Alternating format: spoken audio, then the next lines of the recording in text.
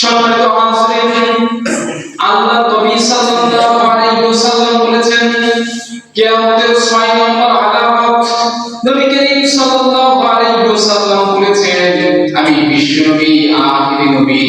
নবী করিম সাল্লাল্লাহু আলাইহি ওয়াসাল্লাম হাদিসের মধ্যে বলেছেন, আনা খাতামুন নাবিয়্যিন আলা নাবিয়্যিন বা'দি, আমি নবী শেষ নবী, আমার পরে এই পৃথিবীতে আর কোনো নবী আসবে না।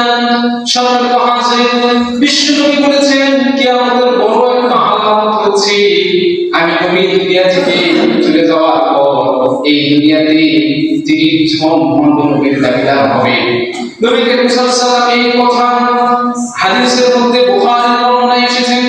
নবী করিম সাল্লাল্লাহু আলাইহি ওয়াসাল্লাম বলেছেন, আন আবী হুরায়রা রাদিয়াল্লাহু তাআলা আনহু আনিন নবী সাল্লাল্লাহু আলাইহি ওয়াসাল্লাম قال لا تقوم الساعة حتى يبعث دجال وكذاب قريب من 30 كلهم يذهب أنه رسول الله।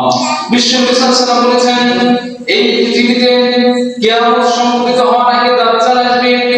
দাজ্জাল ফিতনা করবে। আর একটি বড় আলামত হচ্ছে এই পৃথিবী থেকে বিশ্বনবী চলে যাওয়ার পর এই পৃথিবীতে প্রায় 30 জন মানুষ ভণ্ড নবীর দাবিদার হবে। 30 জন মানুষ ভণ্ড নবীর দাবি করবে। এক নম্বর হচ্ছে বিশ্বনবীর জামানায় একজন কাফের নিজেকে নবী বলতো, নবী দাবি করত। তার নাম হলো মুসাইলামাতুল কাজ্জাব। নাম শুনেছেন কিনা? বিশ্বনবীর জামানায় একজন নিজেকে নবী দাবি করত। নবীর কাছে গিয়ে বলছে, মুহাম্মদ আসো, তুমি আর আমি নবুয়তটা ভাগ করে দেই। তোমরা তো মানুষ নবী ভাবো, আমাদের মানুষ নবী ভাবো। এটা প্রস্তাব দিয়েছিল নবীকে মুসাইলামাতুল কাজ্জাব। তো মুসাইলামাতুল কাজ্জাব মানুষদেরকে ডেকে ডেকে বলতে, তোমরা কি মুহাম্মাদের কাছে যাচ্ছ? মুহাম্মদ নবী, আমি নবী, আমার কাছে আসো। তো লোকেরা তখন মুসাইলামাতুল কাজ্জাবকে বলল যে, মুসাইলামাতুল কাজ্জাব, তুমি যদি আসলেই নবী হও তাহলে তোমার উপরে ওহী আসে না কেন? মুহাম্মাদের উপরে তো ওহী আসে, জিবরিল আমিন প্রতি রাতে আসে, তার উপরে ওহী অবতীর্ণ করে, কোরআন অবতীর্ণ করে, কিন্তু তোমার উপরে তোমার কাছে তো কোনো ওহী আসে না, জিবরিল আমিন আসে না।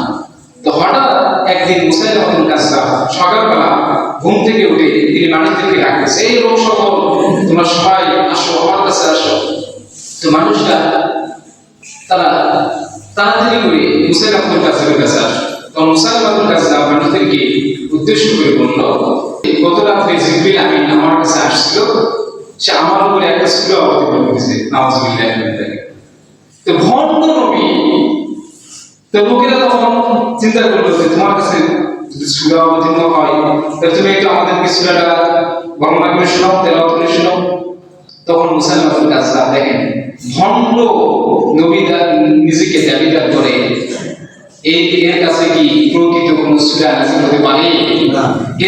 এর কাছে যেটা নাযিল হইলে শয়তানের পক্ষ থেকে, আর এরা বানোয়ার। তখন মুসাইলামাতুল কাজ্জাব সকল লোককে উদ্দেশ্য করে বলল, আমার কাছে সূরা অবতীর্ণ হয়েছে, এই সূরার নাম সূরাতুল ফিল। সূরার নাম কি? এই সূরার নাম কি? সূরাতুল ফিল আমার কাছে অবতীর্ণ হয়েছে।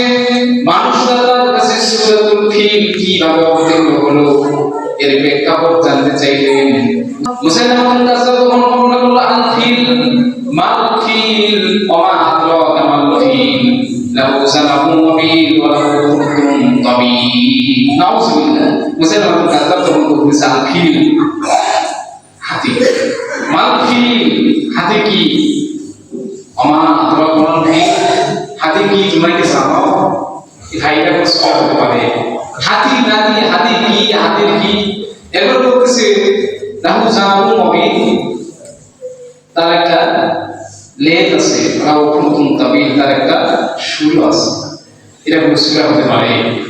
লোকেরা ওই দিন মুসাইলামাতুল কাজ্জাবের মুখে এই মিথ্যা সূরা শুনে লোকেরা তার মুখে থুতু দিল যে, মুসাইলামাতুল কাজ্জাব, তুমি কখনোই শেষ নবী হতে পারো না, তুমি কখনোই নবী